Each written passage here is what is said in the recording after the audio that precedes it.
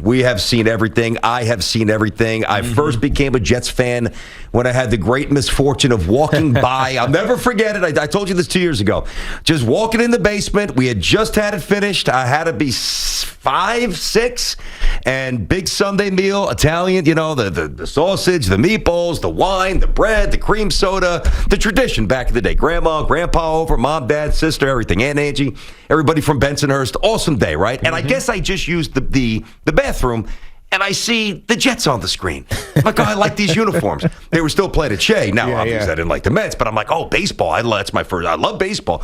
This team plays on a baseball field? I'm a Jets fan. That's how I became a Jets fan. So I have seen everything from almost beating the Broncos to get to the Super Bowl in 98, to being in the stands week 199 against the Pats, the team I think we're going to win, and Vinny ruptures his Achilles, and everything in between. Everything. The firings, Belichick abandoning us as the head coach. You name it, I have been there, as have you if you're a Jet fan.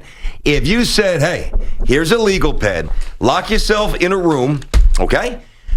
For a day. You can even take shrooms like Edgar Allan Poe did when he wrote, if you want to get more creative, and come up with a script that mirrored what the heck transpired yesterday at MetLife. Think, one time since 1950 has a guy thrown for 4 bills and 3 touchdowns in his career debut, and it's Mike White of the Jets. That's right. No, I mean, Mike White with the Jets, the only other player to do that in his first game was Cam Newton. Yes. Remember Cam Newton of course. for 400 and something yards? You're like, he's just a runner coming out of Auburn. Yeah. He throws twice, I think. It was definitely twice in a row. 2 games 100%. In a row. So Mike White, out of nowhere. Man. 30, I mean, it's not even just the 405 yards of BT. He completed like 90% of his passes. And only none, by the way, traveled more than 15 yards in the air. That's right. And you think about those 2 interceptions, because there were tips. 2 interceptions. They're both tips. They weren't even bad.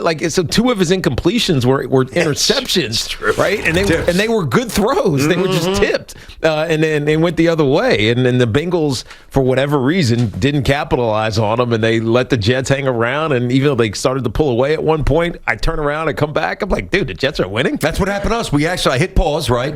And when you leave the TV on pause for too long, eventually it starts to play. That's right. So we go around the neighborhood. And I'm like, Jets lose it again. I got the red, whatever. All right, let's go trick or treat now. We walk in the house. My son says, Dad, the Jets won. What?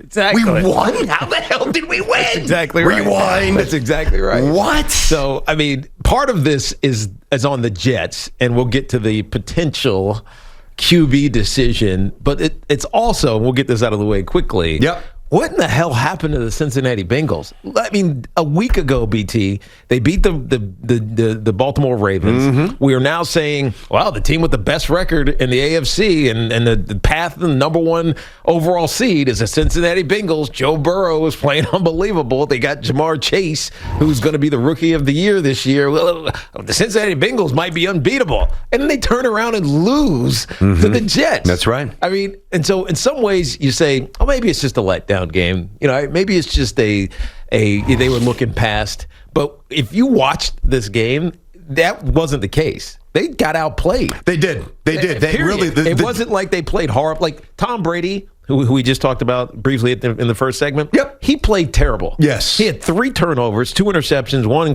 pick 6, and a fumble. Right? He played terrible. They lost that game because the guy they expect the most out of, and their star quarterback, the GOAT, played terrible. The Bengals didn't play terrible. Not at all. And the Jets beat them. Chase did drop a touchdown pass by the pylon. Yep.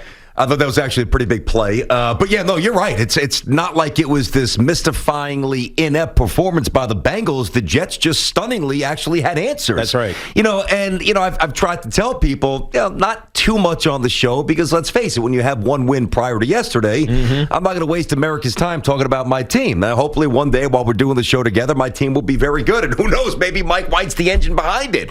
But I got to stay in the reality of what's important. So I don't really try to impress upon too many people on this show, maybe a little more on Twitter and certainly off the air conversation. The Jets' talent, they're not bereft of talent. No. So I was surprised that they weren't playing a little bit better to start the year. So and I say that because it's not like the Bengals lost to the Lions yesterday. That's really going sideways now. And they might not win a game, the Lions.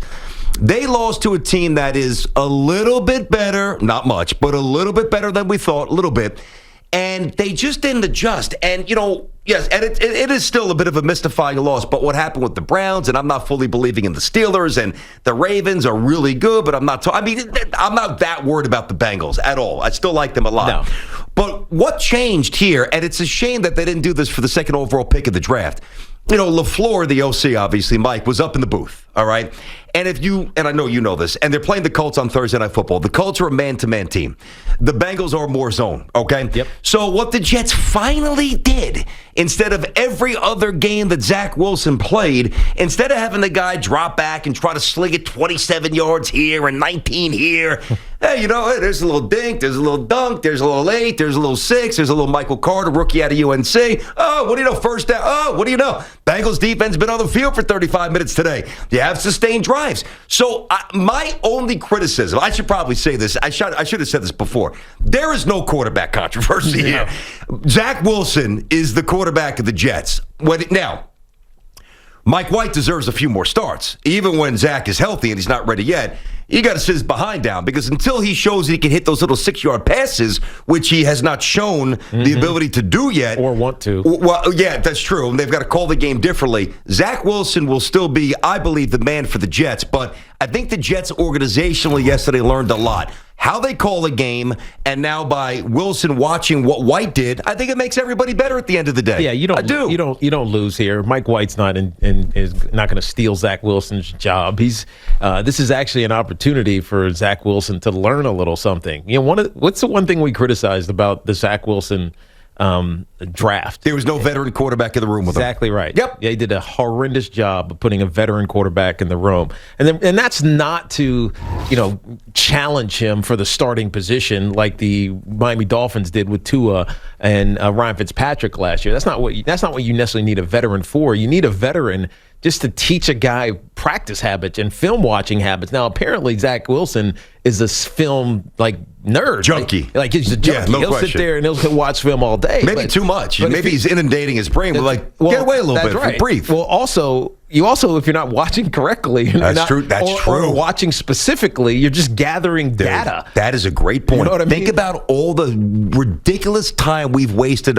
You're not a range rat like I am. Yeah. But over the years playing golf, the amount of times I've hit for 2 hours. Yeah. But I've hit for 2 hours the wrong way. That's right. So why am I getting better? You could go tell people because you're hitting them the wrong way. I was on the range for 2 hours, man. I don't know what's wrong with me because you're doing the wrong stuff. I do it the opposite though, because in my mind, in my crazy warped golfing mind, I'm like, if I say I was on the range for 2 hours, you're going to expect something. Yeah. I'm like, I haven't played in a couple of months. We'll see what today brings us. Yeah. But the point is to correlate swinging poorly versus watching the wrong thing on film. Yeah. You're doing it, but you're not doing it properly, so you're not getting better. That's right. You're not learning. Well, at the end of the day, what this allows Zach to do is have some introspective time. Mm-hmm. Like Mike White went out and played a great game. Now, it wasn't Zach Wilson, but you can learn from someone else as well, right? When you see someone else do it exactly right, then there's some lessons to be gleaned from that. And if Zach is smart, which I know he is, that's what he'll do. He'll look at this example and use it to help promote him whenever he gets healthy again. I don't know what his exact timeline is, but you're right about Mike White. Mike White has a confidence about him that, I mean, I know you saw the tweets the tweet that was exposed back in 2013, I believe it was, where he said the Peyton Manning, I'm going to break all your records type of thing. So he doesn't lack for confidence. And I mentioned this before, BT, when he was at Western Kentucky, he balled, man. He threw for 4,300 yards and 35 touchdowns in 1 year. And then the following year, which was his senior year, because he had to sit out after transferring, he threw for, I think, 4,200 or 4,100 and 27 touchdowns. The dude's a good player. He just has not a speck of athleticism. He might be the slowest quarterback in the NFL. That's right. I looked up his rushing totals from Western Kentucky as well, and every year it's minus yards. Yeah. And I'm like, well, what did this guy run at the combine? Not that I expect him to go out there and be a young Cam Newton, but can you eventually those 7-yard dump passes go away. Yeah. You've got to show that you can, throw it down. He's got an arm, but can he move a little bit? And it was like 5'1". I think he's painfully slow. Yeah. Let me ask you this. That's why he left USF, by the way, because Willie Taggart went to a whatever the spread offense. Yeah, he just was poor fit at that point. I'm not fitting in this. If you're an NFL team right now, and I'm kind of serious when I ask this, do you call the Jets and inquire about Mike White today? If you're the Saints, probably not. I mean, I can't believe I'm even asking the question. Probably But not. why not? Because here's the thing: if I'm the Jets, Yeah. I want Mike White. I didn't know Right? but that's not the question that I asked. I didn't True. say that I would acquiesce and say, yeah, you can have him. My question was, do you at least make a call and knock on the tires? Yeah, hey, Joe, what possibly. would it take to? And by the way, it's literally a one-game sample. hey, the Jets could hold him ransom, man. He set records. And how bad does it look for Joe Douglas? 3 days ago, he gives up a 6th-round pick for Joe Flacco. Yeah, that's a good point. He got Mike White. That's right. He bring Joe Flacco back. Get out of here, That's a Joe. good point. Is Joe Flacco even going to play? Who the hell cares? And I hope not. I hate to be seriously. so raw and honest the way I But just said that. seriously, But I don't want to see Joe Flacco do anything for the Jets. I don't either. I don't even want to see the camera pan to him on the sideline.